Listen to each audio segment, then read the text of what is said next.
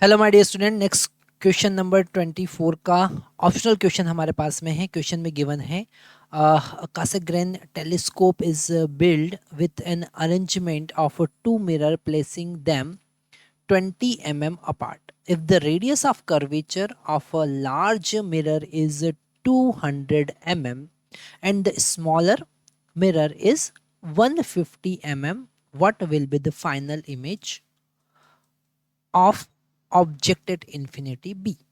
तो यहाँ पर हमारे पास में ये रिफ्लेक्टिंग टाइप टेलीस्कोप है और इसमें दो हमने मिरर का यूज किया है, एक ऑब्जेक्टिव मिरर और सेकेंडरी मिरर। ठीक है, तो जो ऑब्जेक्टिव मिरर है उसका focal length radius of curvature R equal to हमारे पास में कितना है 200 mm।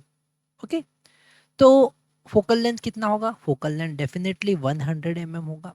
Okay, 100 mm। जो सेकंड मिरर हमारे पास में है उसका रेडियस ऑफ कर्वेचर यहाँ पर 150 है, तो फोकल लेंथ यहाँ पर f2 जो होगा वो हमको मिलेगा 75 mm।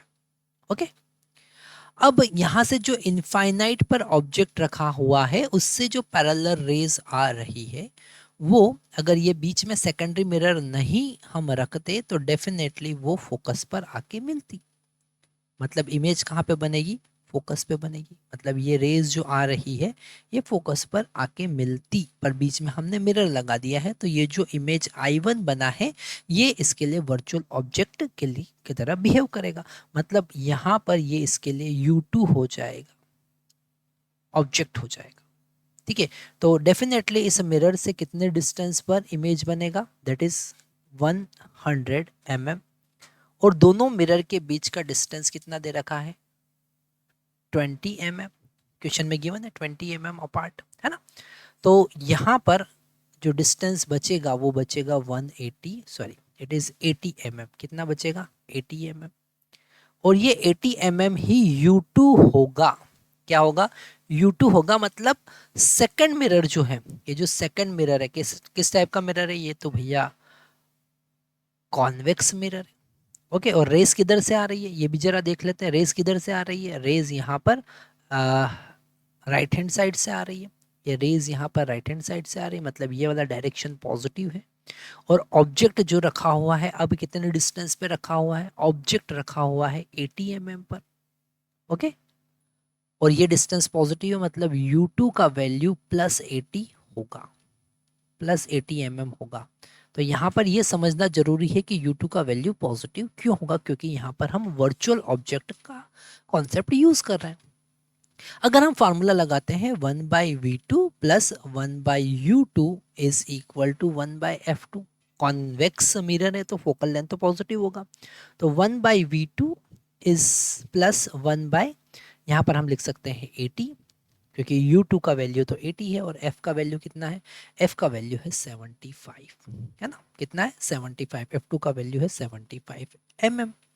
तो यहाँ पर अगर हम 1/V2 का वैल्यू फाइंड करने जाते हैं तो 1/75 माइनस 1/80।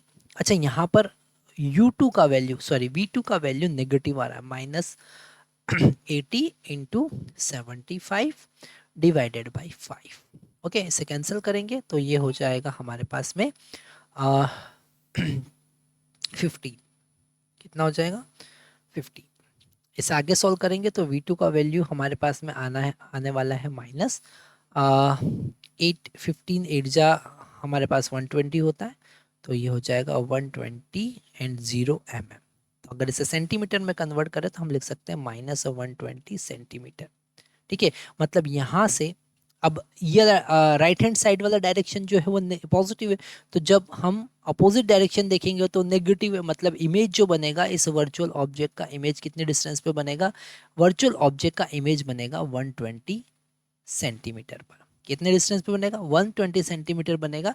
और यहाँ पर ये आई पीस रखा हुआ है ना। तो यहाँ पर हम लिख सकते हैं कि ये जो इमेज यहाँ से बना, ये जो इमेज यहाँ से बनेगा वो कितने डिस्टेंस पे बनेगा? वो 120 सेंटीमीटर के डिस्टेंस पे बनेगा। और वही उन्होंने पूछा है फाइनल इमेज का लोकेशन क्या है। ओके, और नेगेटिव क्यों है? क्योंकि ये राइट हैंड साइड बन रहा है, वही डायरेक्शन नेगेटिव है। तो ये बड़ा इंटरेस्टिंग क्वेश्चन हमारे सामने था। यहाँ पर हमने वर्चुअल ऑब्जेक्ट के कॉन्सेप्ट को भी समझा कि कैसे कॉन्वेक्स मिरर में के थ्रू आप रियल इमेज बना सकते हो। कॉन्वेक्स मिरर की हेल्प से आप रियल इमेज बना सकते हो using virtual object. Okay, thank you very much.